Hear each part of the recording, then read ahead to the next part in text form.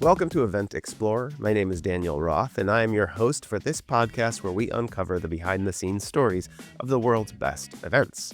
Recently, we've journeyed into the magic of winter festivals, starting with Aspen's Winter Skull, a celebration of art, snow, skiing, and community, and continuing on to the Portland Winter Light Festival, where creativity and illumination transform the cityscape. We've seen these events prove that winter isn't just a season to endure. It's a time for celebration, lighting up the night, and getting out into the crowds. So if you haven't listened to those, make sure you check them out. Now today, we are continuing that journey, and we are traveling to Providence, Rhode Island to visit Lumina. More than just a festival of light, Lumina is a shining example of how public-private partnerships can revitalize a city, creating culture, boosting local business, and drawing people together even in the heart of winter. Our guest is Nora Barre, Executive Director of the Downtown Providence Park Network, who shares how her team is reimagining public spaces and turning February into a beacon of light, warmth, and connection. Stick around as we explore the brilliance of Lumina, and don't forget, follow Event Explorer wherever you listen to podcasts and share this episode with someone who loves discovering the magic of events like these. All right, let's go to Providence, Rhode Island and talk to Nora. Today on Event Explorer, we are shining a light on one of Providence, Rhode Island's most vibrant events, Lumina, which runs February 1st through 17th this year. Our guest is Nora Barre, the visionary executive director of the Downtown Providence Park Network. Nora has been instrumental in bringing this dazzling festival to life, blending art, light, and community in a way that reflects the spirit of Providence amazingly. Nora, welcome to the show. Thank you. Thanks for having me. It is a treat to have you here. I've watched your interviews. I've seen all the work that you're doing. I mean, you bring such energy and life to the role that you have with Providence, which obviously affects, everyone that lives in the city, all the visitors. I mean, you touch the lives of so many people. Are you from Providence originally? Is this home? No. So it's my adopted home. I'm actually, if we want to go back, we can really go back. I'm Syrian originally and immigrated here. Not to Providence directly, but had lived in various places. But in 2012, work brought us here.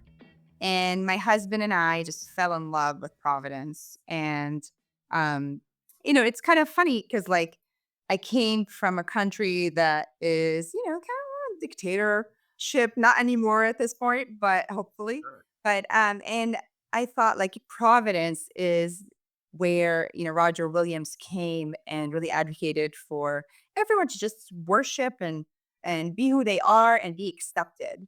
And we just felt like we belong here. Like, what could be so bad about a name like Providence? And How I cool, never yeah. wanted to leave. I see. Interesting. So the founding father ethos really does live through to Providence today. You found that in your move in your daily life.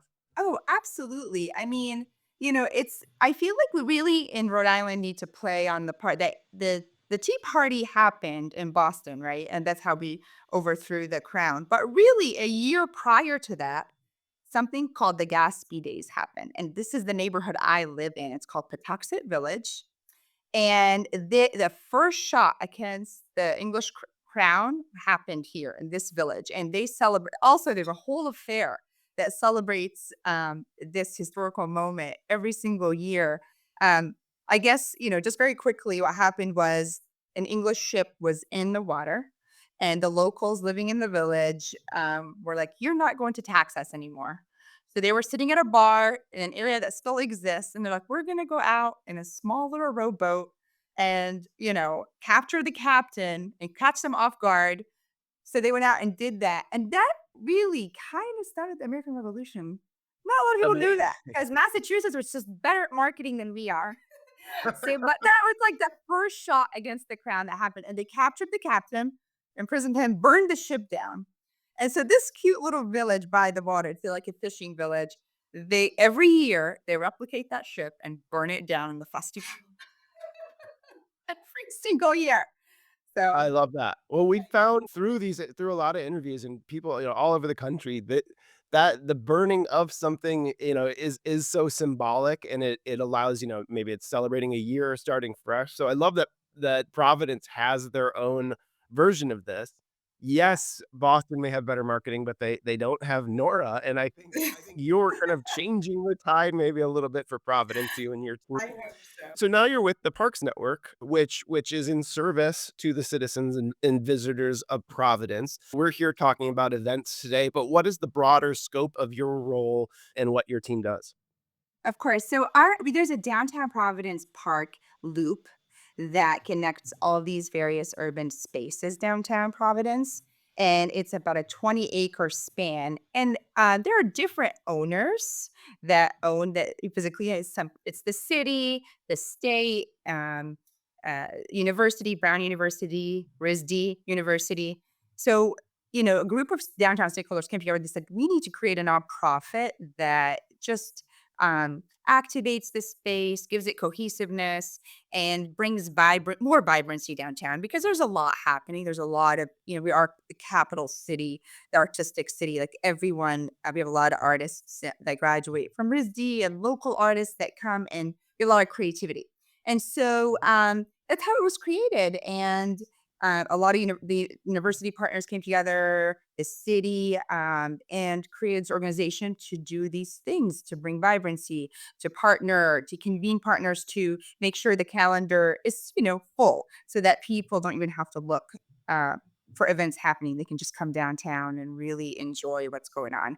And so that's what our role is. We convene partners to activate and steward the Downtown Providence Park Network because that's what brings the business surrounding businesses, events and regular activations and programming. It improves quality of life and brings foot traffic and the sense of safety downtown. All these really good things for a small urban city. Not small, Yeah. medium size. We're medium size.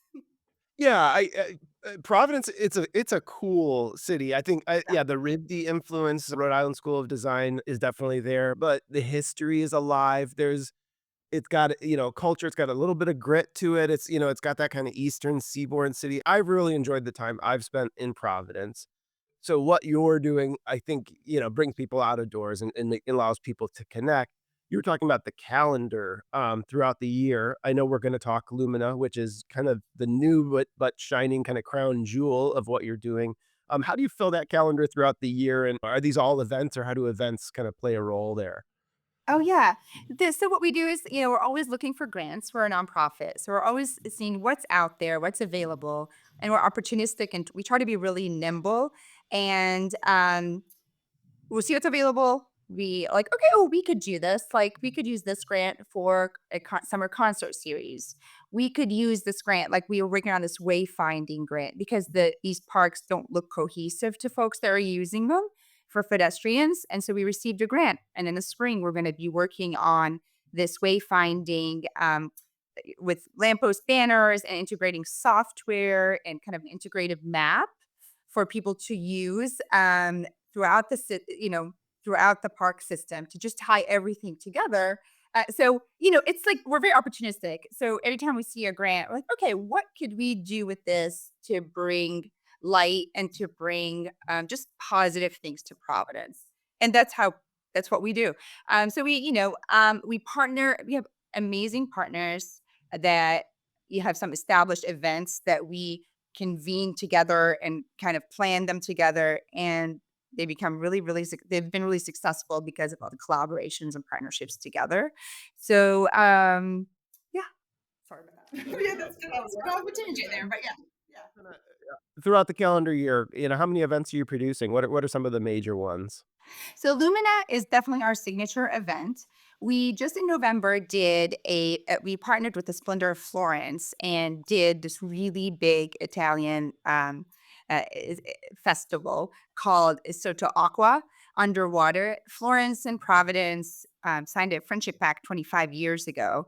And because they both underwent really a disaster flood in Mm. different ways, but we worked with the Brown University department, Italian department, and we brought opera singers from Italy. We had a lot of discussions on the changing, environment, what tools we could do to prevent the next big flood because we're both Providence, if you look it up, we had a really, really big flood in the 60s and it really affected downtown.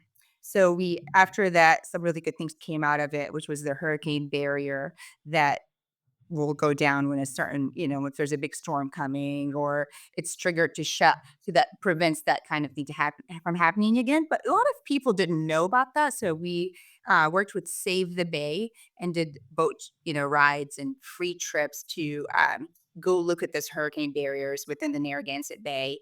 And it was so, we had a pop-up restaurant. It was a great way to activate a vacant space downtown. There's a really historic building that was vacant, and we had a pop-up Italian restaurants with local Italian chefs, and then a chef that came from Florence, and they worked together and had a menu, and it was so popular and busy, and it brought about 10,000 people to downtown during the 10 days it was happening.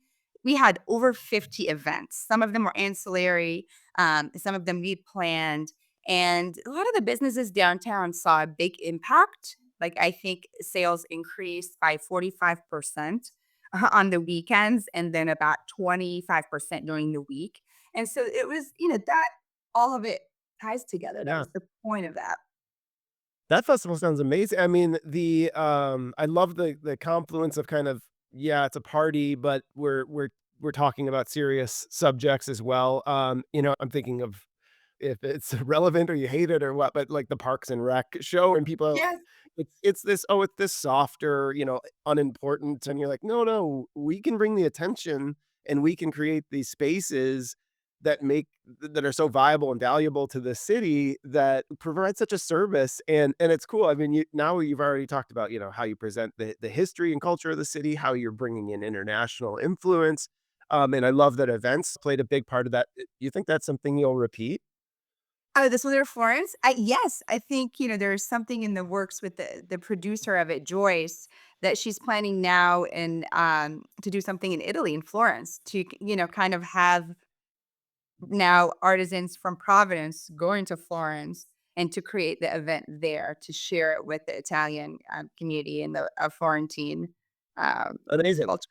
Yeah, I think it was amazing. And We even brought like artists from Florence that did a lot of art workshops here, and people signed up for them. It was so unique, and it just shows you how the world we're all connected yeah. together, and working together is such a positive thing for all of us and Mhm, learning from mhm. each other. The events world needs a lot of collaboration, and it sounds like you with the full calendar, I'm sure people appreciated filling in the space with Lumina too, but is there a strong kind of events business and, festival business, now because of all these different events throughout, Providence throughout the year? Oh, definitely, definitely. I think it puts Providence, we're kind of a hidden secret in some ways that Mhm. we love to shine a light. We have a great food scene here. We have a culinary school, Johnson Wales University, and produces amazing chefs. So the culinary scene is off the hook. And Go Providence is planning this huge culinary festival that's coming up in the spring. Um, so I think all of the partners, the Department of Art, Culture, and Tourism with the city, they put on this huge festival in September. It's called PVD Fest, and it is just phenomenal. And it draws hundreds of thousands. I mean, it draws I think 100 Mhm. over 100,000 people last year. And it just showcases like all the different local artists and food that we have. It is such a cool festival. And I think the Avenue Concept is an incredible organization that does public art all over the city. It is just like all these different organizations are putting on and working so hard to um, just show off Providence and show off what we got and enjoy it and improves the quality of life and it brings people to the city and it's just lovely and it's inspiring. I find all these organizations that come together to, to activate and plan these events because it's really hard planning events in public spaces, as you know. But I really draw a lot of inspirations from all of those my colleagues and leaders in the community that put those together. Amazing. Sounds like you have this network, this kind of ecosystem of really creative people, doers, people that Yes. get out of their office and get onto the streets and build things.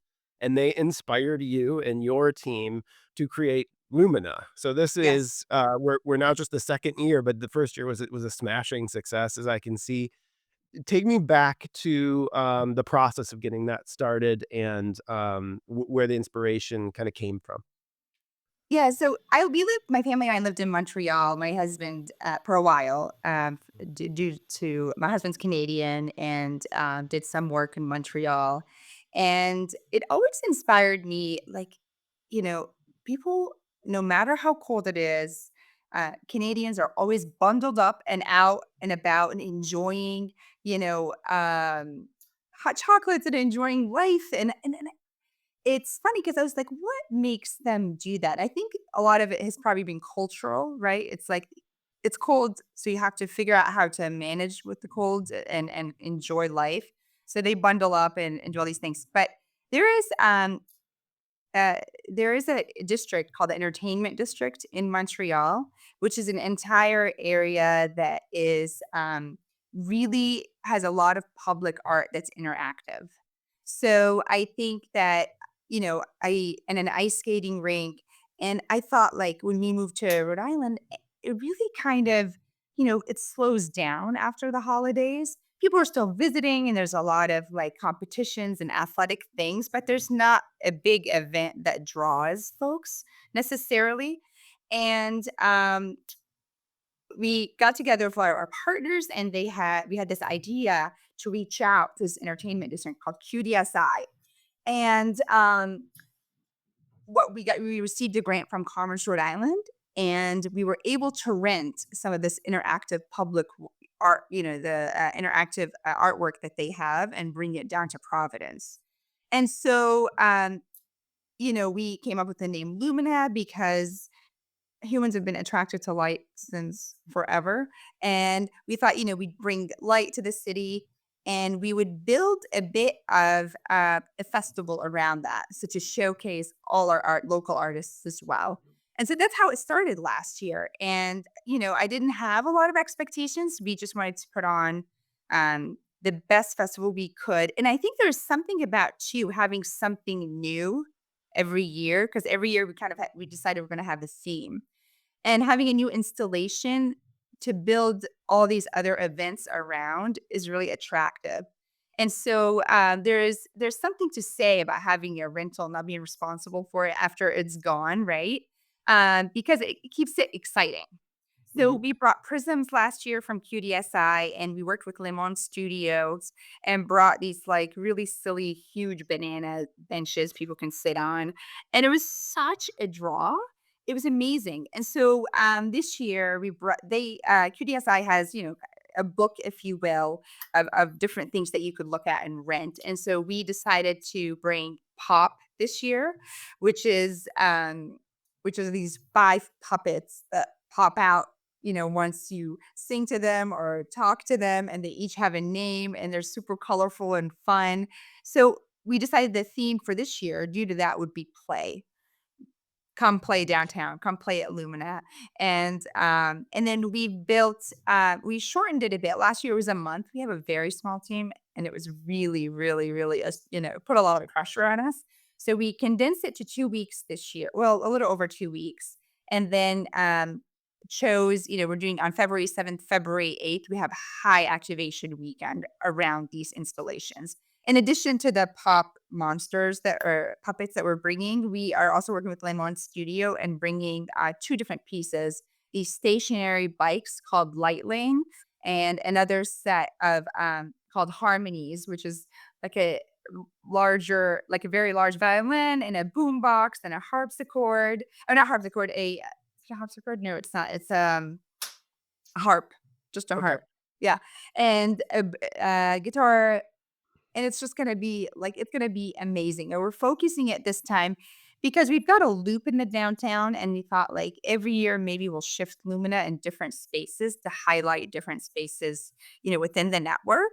So this time we chose the heart of downtown, right in front of City Hall, right in front of a huge transit hub called Kennedy Plaza, where thousands of people transit every day to just give this, equity, look into an equity lens of providing activities right across the street so people are able to just cross over and enjoy this playful display and interactive public artwork. Awesome. Your partner companies sound amazing that they can provide.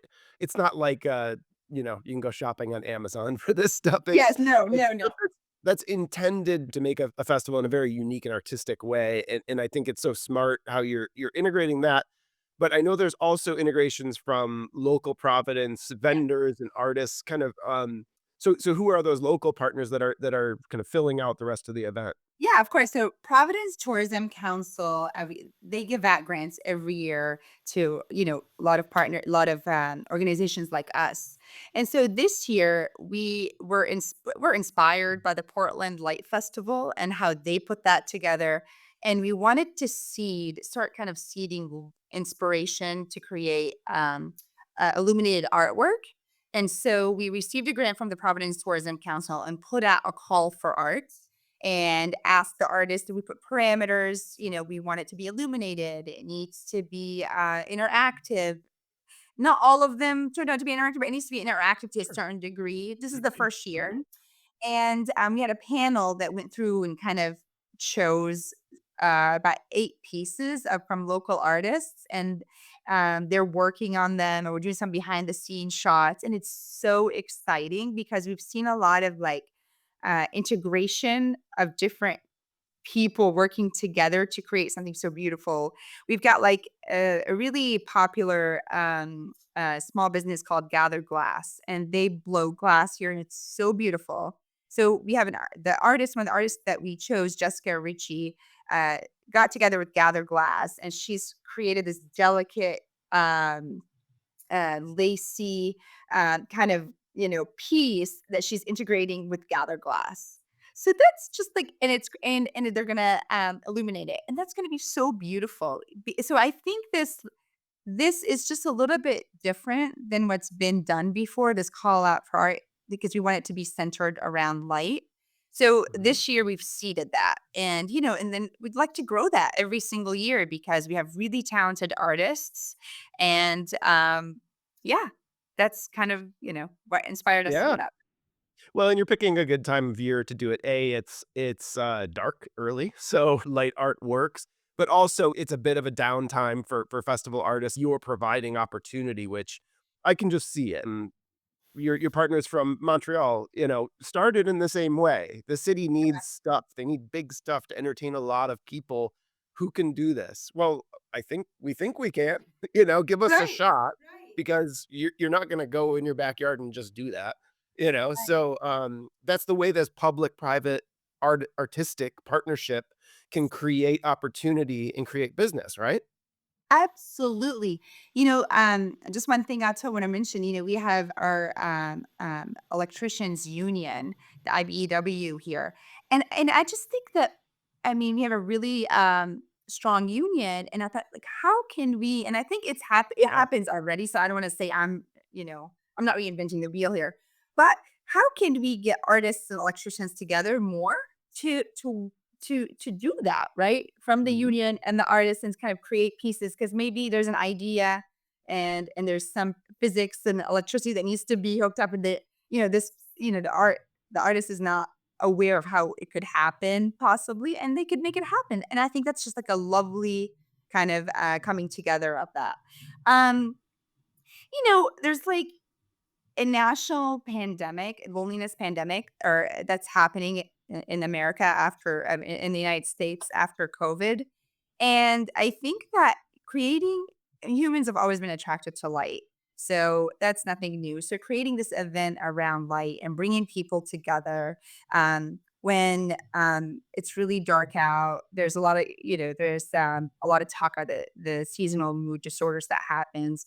I think it's just great and lovely, and it brings positivity to be with your community, to be a part of a whole, and bring the city and enjoy, a lot of free activities. We're bringing a talented group called Ice Dance International to do a free ice skating performance. We have local storytellers, a legend, Lynn Cabral, who travels all over the world and nationally to tell stories about his childhood. About he's a wonderful, wonderful storyteller that will be hosting. I think all these activities, and we're gonna have sugar on snow for the first time this year.